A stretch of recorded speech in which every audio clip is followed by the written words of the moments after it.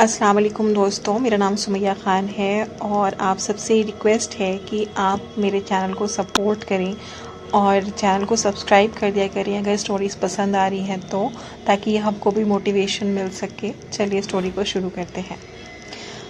बूंदी ज़िले की एक पहाड़ी के बीचों बीच एक पुरानी हवेली थी। बड़ी बड़ी नक्काशीदार खिड़कियाँ, ऊंची छतें और लंबी बरामदे।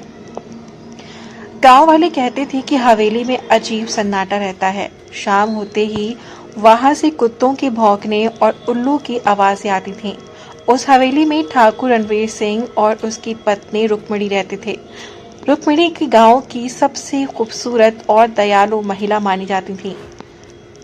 ठाकुर का चचेरा भाई भैरव हवेली और जमीन हड़पना चाहता था। वो कई बार धमकी दे चुका था, लेकिन रणवीर ने ध्यान नहीं दिया। एक अमावस्या की रात भैरव अपने 4 गुंडों के साथ हवेली में घुसा।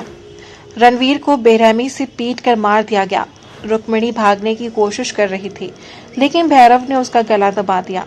उसकी आखिरी चीख हवेली की दीवारों में कैद हो गई। लाश को हवेली के अंधेरे तहखाने में फेंक दिया गया। भैरव ने खून साफ करवाकर हवेली पर कब्जा कर लिया। कुछ ही दिनों में अजीब घटनाएं शुरू हो गईं।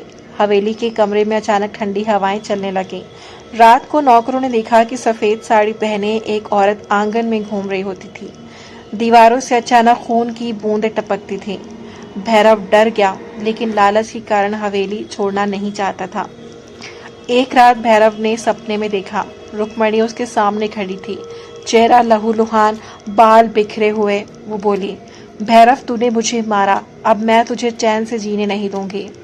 अगले दिन से हवेली में और भी ज्यादा खौफनाक घटनाएं होने लगीं। खाने की थाली में अचानक कीड़े और खून निकल आते। आईने में उसका अपना चेहरा गायब हो जाता और सिर्फ रुक्मिणी की परछाई दिखती। आधी रात को कमरे का दरवाजा अपने आप खुल जाता और किसी के पैरों की आवाज सुनाई देती थी। एक रात ठीक 12 बजे भैरव की कमरे का दिया अपने आप बुझ गया। कमरे में घुप अंधेरा और ठंडी हवा भर गई। भैरव ने महसूस किया कि उसकी गले को कोई दबा रहा है।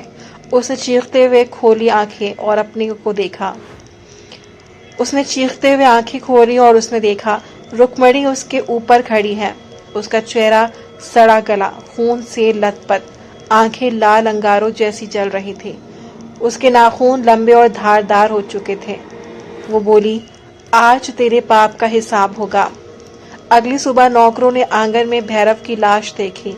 उसका गला ऐसे फटा हुआ था जैसे किसी जानवर ने नोचा हो। उसके चेहरे पर डर का वो भाव जमे हुए थे, मानो मौत से पहले उसने नर्क देखा हो। उसके बाद हवेली हमेशा के लिए वीरान हो गई। गांव वाले कहते हैं कि रात को हवेली से औरत की चीखें और सिसकियां सुनाई देती हैं।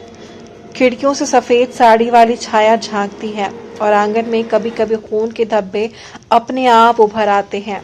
आज भी लोग उस हवेली के पास नहीं जाते।